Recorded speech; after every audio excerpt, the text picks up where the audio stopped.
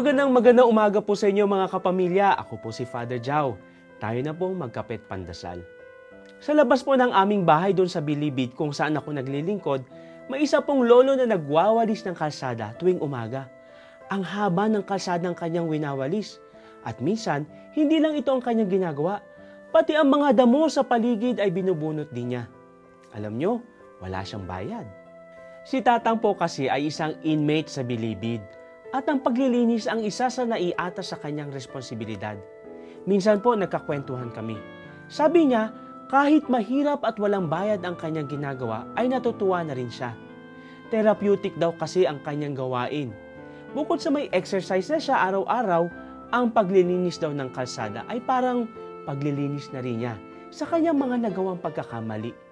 At kapag dumaraan ang mga tao sa kalsadang yon, nararamdaman niyang nagkakaroon siya muli ng koneksyon at silbi sa lipunan.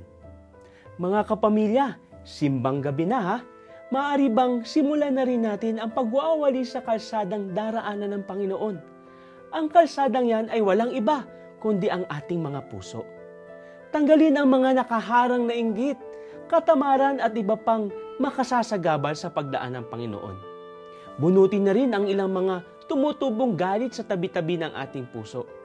Iyan po ang magandang paghahanda na magagawa natin ngayong Kapaskuhan upang sa pagdating ni Jesus ay maluwag at malinis ang kalsadang kanyang daraanan patungo sa ating puso. Amen.